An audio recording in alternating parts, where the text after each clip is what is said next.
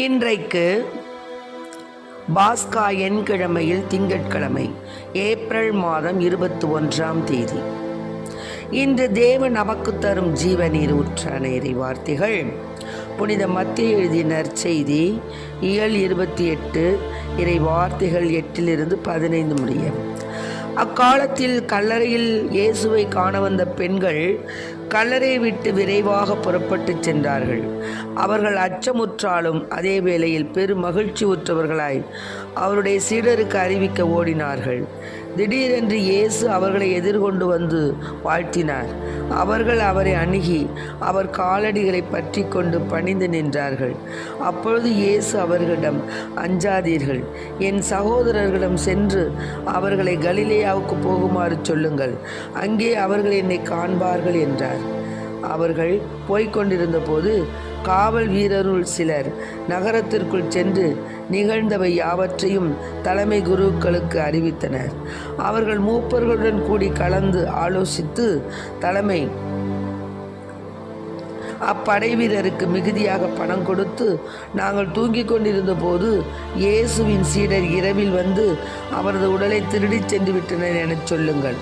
ஆளுநர் இதை கேள்வியுற்றால் நாங்கள் அவரை நம்ப செய்து நீங்கள் தொல்லைக்கு உள்ளாகாதபடி பார்த்து கொள்வோம் என்று அவர்களிடம் கூறினார்கள்.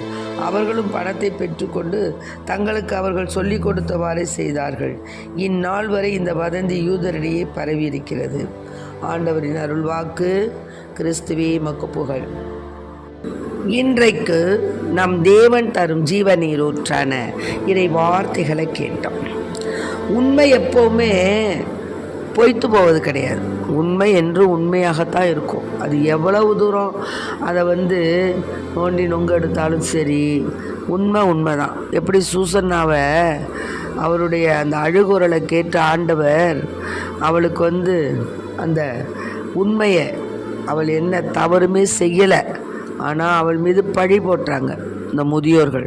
அவள் மீது தகாத ஒரு ஆசை வைத்து அதுக்கு அவள் இனங்களன்னு சொன்ன உடனே அவள் மீது வீணாக பழி போட்டாங்க. ஆனால் இறைவனடியார் அந்த இருவரையும் தனித்தனியாக கேட்கும் பொழுது அவர்கள் தனித்தனியாக ஒவ்வொருத்தவங்க ஒவ்வொரு விதத்தில் அவளை பற்றிய அவதூறை சொல்லும்போது கண்டுபிடிச்சிட்டாரு. அதே போல தான் உண்மை என்றும் உறங்குவது கிடையாது. உண்மை என்றும் உறங்குவது கிடையாது. இப்போ ஒரு செய்தின்னு பார்த்திங்கன்னா ஊடகங்களில் அது 1க்கு 100ஆக அதை திரித்து கூறுவது, அல்லது அதை மிகைப்படுத்தி கூறுவது, அல்லது ஒன்றும் நிகழாமல் இருந்தால் கூட அதை ரெட்டிப்பாக எதையாவது ஒரு செய்தியை வச்சு சொல்கிறது. ஏன்னா மக்கள் எதிர்பார்ப்போடு பார்ப்பாங்க.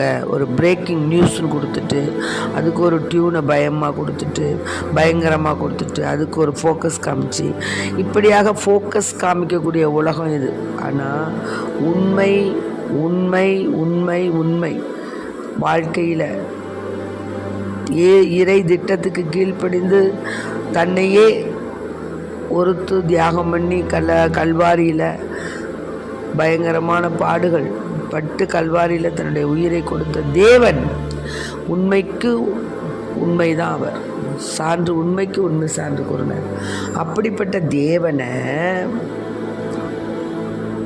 பார்ப்பதற்காக ஓடுறாங்க, கல்லறைக்கு போகிறாங்க. போனால் அந்த வேளையில் அங்கே காணோம், அவருடைய உடலை காணோம். அதே சமயம் ஆஹா இயேசுக்கு என்னமோ நடந்திருக்கு அப்படின்னு சொல்லிட்டு பெரும் மகிழ்ச்சி ஊற்றவர்களாக அவருடைய சீடருக்கு தெரிவிக்க ஓடுனாங்க. அப்போது ஏசப்பா அவர்களை பார்த்து, அஞ்சாதீர்கள், என் சகோதரிடம் சென்று அவர்களை கலிலேயாவுக்கு போகுமாறு சொல்லுங்கன்னு சொன்னார். அங்கே அவர்கள் என்னை காண்பார்கள் அப்படின்னார். இது இப்படி நடந்துகிட்டு இருக்கும் பொழுது அவர் அநியாயமாக கொல்ல வச்சாங்கல்ல மூப்பர்கள், அவங்க என்ன பண்ணாங்க, ஆஹா நாம் செய்தது அரசனுக்கு தெரிஞ்சிச்சுன்னா நம்மளை ஒன்றும் வச்சிட மாட்டாங்களே, கொண்டுடுவாங்களேன்னு சொல்லிட்டு அங்கே இருந்த காவலாளிக்கு பணம் கொடுத்து நாங்கள் தூங்கிக்கிட்டு இருந்தபோது இயேசுனுடைய சீடர் அவர் உடலை திருடி சென்றுட்டாங்கன்னு சொல்லுங்கள் அப்படின்னு சொல்லி பொய். ஆக உண்மைக்கு புறமான செய்தி பொய். அந்த பொய்யை சொல்லும்படி சொல்கிறாங்க. அவங்களும் அதே மாதிரி பணத்தை பெற்றுக்கொண்டு அதே மாதிரி அவங்க சொன்ன மாதிரி செஞ்சாங்க. இந்த வதந்தி இன்றும் இந்நாள் வரை யூதரிடையே பரவி வருகிறது. ஆனாலும் ஆனாலும் கடவுள் தன் ஒரே மகனை மீட்பராக அனுப்பினார். ஆனால் பொறாமையினால் மீட்பராக இயேசுவை கொன்றார்கள். பொறாமையினால் இயேசுவை கொன்றார்கள். மார்க் 15:10 வார்த்தை. கடவுளுடைய திட்டத்தை முடக்கிவிட்டதாக அவர்கள் நினைத்தார்கள். ஆனால் கடவுளோ இயேசுவை உயிர் செல வைத்தார். முடக்கிவிட்டோம் என்னும் தோற்றத்தை கொடுத்த கல்லறையின் முத்திரையை கடவுள் உடைத்தெறிந்து இயேசுவை உயிர் தெழுந்து வர வைத்தார். எனவே இயேசுவை கொன்றவர்கள் தங்கள் தோல்வியை மறைக்க விரும்பி என்ன பண்ணாங்க? கட்டுக்கதையை அவிழ்த்து விட்டாங்க. அது நிலச்சிருந்துச்சா? இல்லை. இவ்வுலகில் பிறக்கின்ற ஒவ்வொரு குழந்தைக்கும் கடவுளின் திட்டம் ஒன்று உண்டு.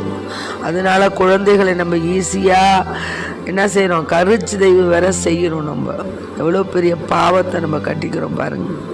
இப்போ சர்வ சாதாரணமாக போயிடுச்சு. குழந்தைகளை கொல்வது, கருச்சிதைவு செய்வது சாதாரணமாக போய்விட்டது. ஆனால் நாம் அதற்கெல்லாம் கணக்கு கொடுக்க வேண்டும். இயேசுவுக்கு நம்ம கணக்கு கொடுக்கணும். ஆனால் இப்போ அதை பற்றிலாம் நினைக்கிறது கிடையாது. கடவுள் பிறக்கின்ற ஒவ்வொரு குழந்தைக்கும் ஒரு திட்டம் ஒன்று வச்சுருக்காரு. அவருடைய திட்டத்தை மாற்றவோ முடக்கவோ யாரால முடியும்? யாராலையும் முடியாது. கடவுள் நமக்கென்று வைத்துள்ள திட்டத்தை அறிந்து தெளிந்து அதை முனைப்போடு நிறைவேற முயற்சிக்கின்றோமா? அது கிடையாது. யோசனை பண்ணி பார்க்கணும். சிறு சிறு தோல்விகளால் தளர்ந்து முடங்கி கிடக்கின்றோமா? நம்முடைய வாழ்க்கை எப்படி இருக்குது? சிறு சிறு தோல்விகளால் நம்ம முடங்கி விடுறோமா? இல்லது அவருடைய திட்டத்தை தெளிந்து அறிந்து அதை முனைப்போடு நிறைவேற்ற முயற்சிக்கிறோமா? இதுதான் நம்முடைய இந்த தேவன் நமக்கு தரும் ஜீவ நீர் ஊற்றான இறை வார்த்தை. என்ன தெரியுங்களா? தேவன் நமக்குன்னு ஒரு திட்டத்தை வச்சிருக்காரு. அந்த திட்டம் எது என்ன அப்படிங்கிறத கேட்டு இறைவனிடம் பகிர்ந்து இறைவனோடு உறவாடி ஆத்ம சிந்தனை செய்து அதன் மூலமாக இறைவனுக்கு பணி செய்கின்றோமா? அல்லது அதை பற்றிய சிந்தனை இல்லாமல் சிறு சிறு தோல்விகளால் தளர்ந்து முடங்கி விடுகின்றோமா? சிந்திப்போம். நம்மை கொண்டு ஆண்டவர் ஒரு திட்டத்தை நிறைவேற்ற காத்திருக்கிறார். ஆகவே அந்த திட்டம் என்ன என்பதை இறைவனிடம் கேட்டு தெரிந்து நம் ஒவ்வொருவரையும் தேவன், நீ உன்னை நான் நேசிக்கின்றேன், நீ எனக்கு உகந்தவள் என்று தேவன் நம் ஒவ்வொருவரையும் சிநேகிக்கிறார். நாம் நினச்சிக்கிட்டு இருக்கிறோம் நம்மளால் ஒரு பிரயோஜனமும் இல்லை, நம்ம வேஸ்ட்டு. ஆனால் வேஸ்ட்டை தான் அவர் காஸ்ட்லி பொருளாக நினைக்கிறாரு. ஆகவே நாம் வேஸ்ட்டுங்கிறத நீங்கள் மனதில் நினைக்காம நாம் தேவனுக்கு காஸ்ட்லி பொருளாக இருக்கிறோம் அப்படிங்கிறத உணர்ந்து நம்முடைய வாழ்க்கையை இறைவனுக்காகவே நாம் வாழக்கூடிய சிந்தனையில் நாம் சிந்தித்து அதை செயல்படுத்த இறைவனை மன்றாடுவோம். ஆமென். Praise the Lord. மரியே வாழ்க. இயேசுவுக்கு புகழ். இயேசுவுக்கு நன்றி.